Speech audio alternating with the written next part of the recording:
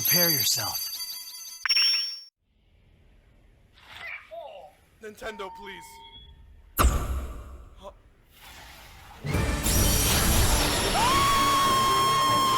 紋章師アイクは攻撃力、耐久力に優れ、ダメージを受けるほど大きな力を発揮する。知事に強力な範囲攻撃を自動発動。加えて与えたダメージに応じてヒットポイントを回復。敵の守りが固く、ピンチに追い込まれるほど強くなる。敵の引きつけ役として頼もしい紋章師だ。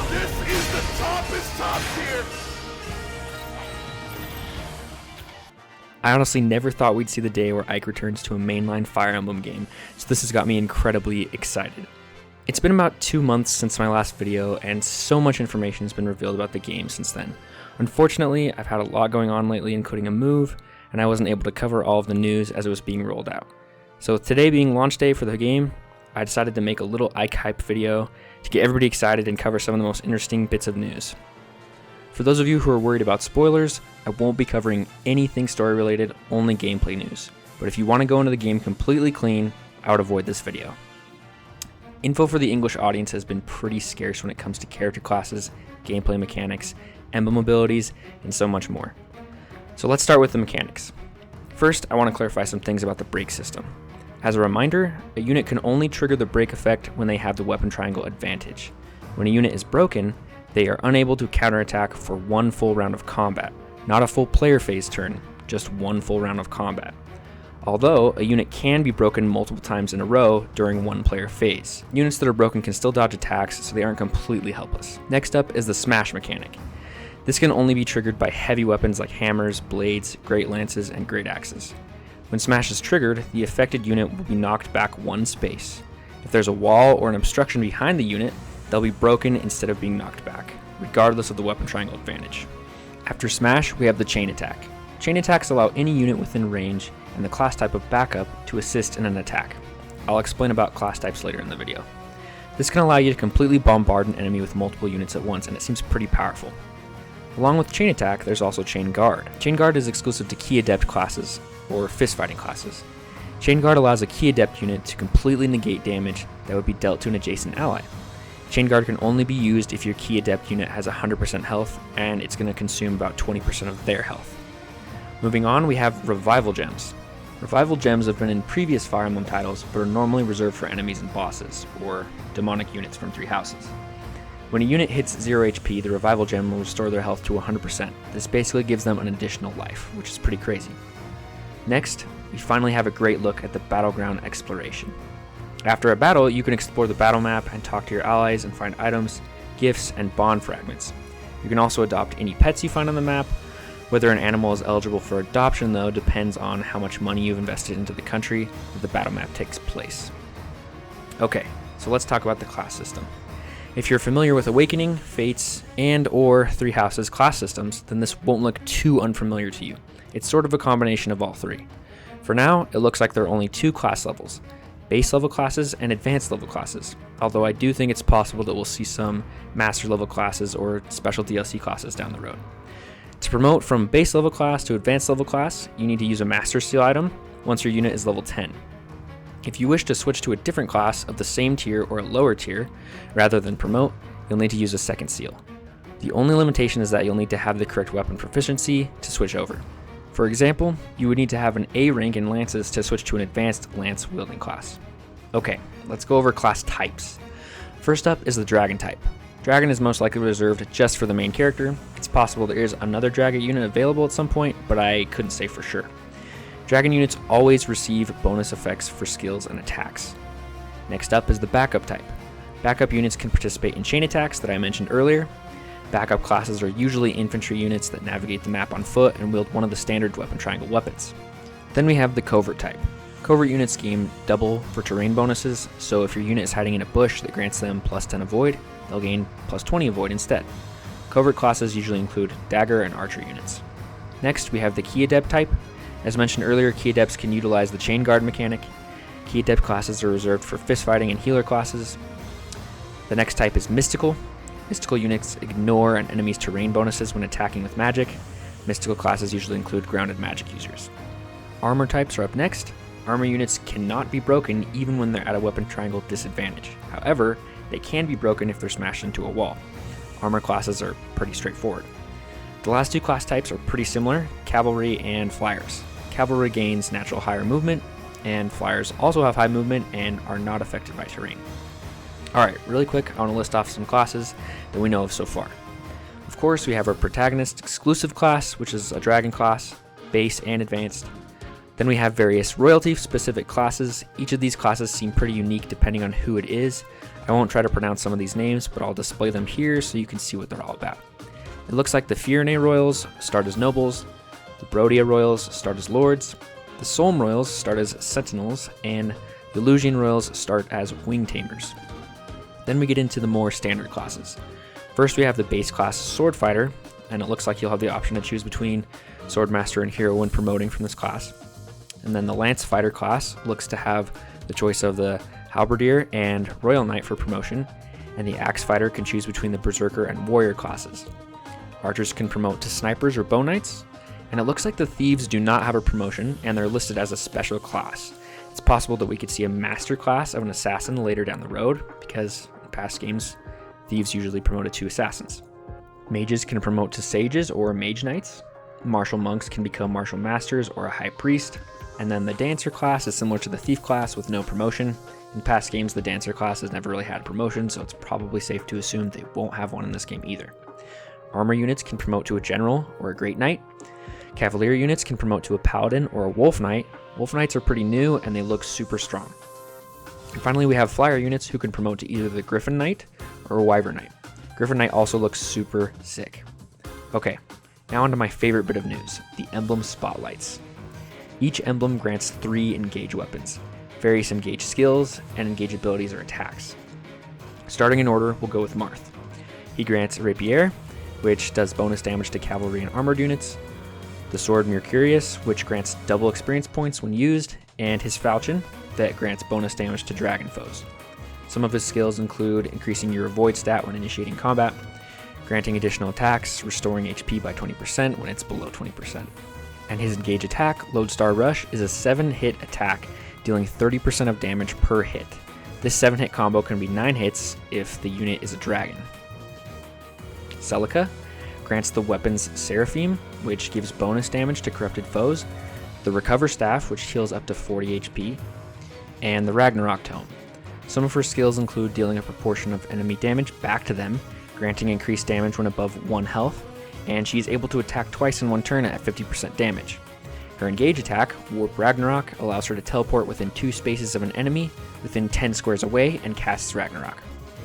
Moving on to Sigurd, he grants the Rider's Bane Lance, which does bonus damage to cavalry foes, the Brave Lance, that allows 2 consecutive hits when initiating combat, and his Tearfing Blade, that grants +5 to his resistance stat. Some of his skills include moving 2 spaces after performing an action or an attack, increasing the might of attacks depending on previous movement, the immunity to the freeze debuff, and +5 movement. His engage attack, Override, allows your unit to attack a line of enemies and emerge on the opposite side, striking all of them. So you could take out about 10 enemies at once if they're all lined up, which seems pretty busted. Next we've got Leaf. He grants the Killer Axe, which is an axe with a high crit rate, Master Lance, that allows 2 attacks and can be used at a range of 1 or 2, and his Lightbrand Sword, that can be used at a distance and deals light magic damage rather than physical damage when at a distance. His skills include reducing damage when at a weapon triangle disadvantage, attacking an enemy who has initiated combat first if his health is below a certain threshold, and an automatic weapon switch to maintain the weapon triangle advantage. His engage attack, Tetra Trick, is a 4-hit attack that uses a sword, lance, axe, and bow, basically guaranteeing a break. Roy, our boy, gives his wearer the Lance Reaver, which reverses the weapon triangle, the Worm Slayer, which does bonus damage to dragon foes, and his Binding Blade that seems to have the ability to attack from a distance or up close, and has a fire property. Some skills include surviving combat with 1 HP as long as his HP is above 30% at the start of combat, temporarily increasing the user's level by 5, which also increases 5 levels worth of stats, and his engage attack, Blazing Lion, which damages 3 foes in a row in front of the user while generating flames that hinder movement in a 3x3 space. He seems pretty good. Lyn gives access to the Killer Bow, which again grants high crit rate. We also know she grants the Monikati Blade, but it isn't confirmed what abilities it grants yet. It likely boosts the crit rate and is especially effective against armor and cavalry units. Her third weapon is probably the, and I may pronounce this wrong, the Mulegir bow, and we don't really know what abilities it grants yet either. Her abilities include performing follow-up attacks before a foe can counterattack if you have a high speed stat, and she can call 4 doubles of herself that can perform a chain attack. Her engage attack, Astra Storm, is a 5-hit attack that deals 30% with each hit and can attack from 10 spaces away with a bow. Next we have Erica and Ephraim, our first dual protagonist emblem ring. Rest in peace, Alm fans. All the emblems just sitting around, like, you are a dual protagonist, but we do not grant you the rank of emblem ring. Alm's like, what? How can you be a dual protagonist and not have an emblem ring? Sorry, buddy. I'm sure we'll get you in the future or something. Alright, back to Eric and Ephraim. Looks like they can be swapped between each other at will, and they grant the Rapier Sword, similar to Marth's, Erica's Sieglund Blade, and Ephraim's Siegmund Lance. Again, it's not confirmed, but it's likely that the Sieglund Blade will be effective against corrupted foes and might have a Thunder property, while Siegmund will also have corrupted effectiveness and grant a Fire property. Erica's skill, called Lunar Brace, deals more damage against high defense enemies, and Ephraim's skill is called Solar Brace, which restores HP proportional to the damage dealt. They can also trigger a skill called Sacred Twins, which triggers both Lunar Brace and Solar Brace together. Their engage attack allows the use of a sword and lance simultaneously. The lance will hit and deal bonus damage to corrupted units. Oh man, okay. Alright, we got IKE next.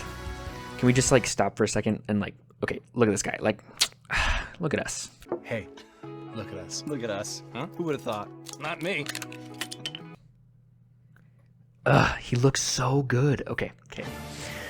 IKE grants the hammer, which does bonus damage to armor units, his father's axe, Irvin, which we do not have confirmed abilities on, but I would speculate that it grants additional resistance, and it probably has the highest axe hit rate in the game. It also may be able to smash enemies. And then finally, we have Ragnar. Engaged Ragnar looks so cool. I mean, we can only see this little blue icon, but come on, it's blue, like it was made for me. So again, we don't have confirmed attributes for Ragnar, but I would assume it negates critical hits and grants bonus defense. And you can probably attack at a distance as well with the blade beams, just like in his games. So good. IKE's skills include boosting defense and resistance, a unit reposition mechanic, having incoming damage, and his engage attack, Supreme Ether or Conquering Ether, which boosts defense on the first turn it's used, and then on the second turn, it automatically attacks all foes within 2 squares of him, while also restoring HP proportional to the damage dealt. Bruh, this is busted. I love it. Moving on to Micaiah, she grants the Shine Tome that illuminates an enemy's square by 5 spaces, which degrades by 1 square per turn. This should be useful for Fog of War maps and things like that. She'll also grant access to the Nosferatu Tome, which restores HP equal to 50% of damage dealt, and her Thani Tome, which does bonus damage to cavalry and armor units. Her skills include allowing anyone to wield sea-level staves in any class, immunity to silence staves, recovering the same HP as an ally unit receives, and increasing the range of staves by 5. Her engage attack, Great Sacrifice, will fully restore HP of all allies, but will reduce her own HP to 1. Sounds pretty OP. Next we've got Lucina. Lucina grants the Noble Rapier, which has pretty much the same effect as the other rapiers. Again, my pronunciation may be wrong on this, but she will also probably give her Thone Bow, which is unconfirmed, but likely grants extra speed and is effective against flyers. And then her Parallel Falchion, which is likely going to deal bonus damage to dragon enemies. Her skills include Dual Strike, which allows any unit, even non-backup units, to participate in a chain attack. And then she has her Bond Shield skill, which will nullify damage to adjacent allies with an 80% success rate. This will only work for one enemy attack. And her engage attack, which is called All for One, allows all units within 2 squares of her to participate in a chain attack. Moving on to Corrin. Corrin gives access to the Reverse Katana, which reverses the weapon triangle, her Omega Yato, which we're still unaware of the attributes for now, and then her third weapon, which is unconfirmed. Some people have speculated that her third weapon is going to be a shuriken, or possibly the Kodachi Blade. Her skills include the Dragon Vein, which changes the terrain based on the unit type that has the emblem ring engaged. Corrin can also prevent enemies from moving for 1 turn after a successful attack, and her engage attack, Torrential Roar, deals damage to 3 enemies in a line and adds a water-based debuff of minus 30 avoidance tiles under them. Moving on, we have Byleth. Byleth grants multiple weapons depending on the engaged unit's class. They all seem to be heroes relics from 3 houses. We've seen lots, and I'm going to list them here. We've seen Bloodgang, Lewin, Failnaught, Thyrsus, the Raphael Gem, Eredbar, Amir, the Aegis Shield, and the Sword of the Creator. More are likely to be included, but we just haven't seen them yet. His skills include Divine Pulse, which rewinds time if an attack misses and then guarantees the attack to hit. He has the Instruct skill that boosts the stats of all allies within 2 spaces, and then his Engage attack, which really isn't an attack, called Goddess Dance, which allows 4 adjacent allies to move again, similar to the Dancer class. Next we have the 2 confirmed DLC emblems that will be released with the first wave of the DLC pass. Edelgard, Dimitri, and Claude. They share their emblem bracelet instead of like an emblem ring, and they are randomly swapped between each turn, unlike Erica and Ephraim, where you can kind of manually decide who you want to be active at the time. They give the heroes relics as their weapons, which Byleth also gives depending on the class. So again, Amir, Eredbar, and Failnaught. Not much is known about their skills, but their engage attack is called Houses Unite and is a 3-hit attack that uses all of the heroes relics. Tiki is next, and she seems to grant 3 weapons called Eternal Claw, Smash Tail, and Ice Breath. She increases stat growth rates, and her engage attack grants an ally a Revival Stone, giving them a 2nd HP bar, which is super good. I wouldn't be surprised if we get more emblem bracelets, including the Royal Siblings from Fates, possibly all in one, similar to the 3 Houses Leaders bracelet.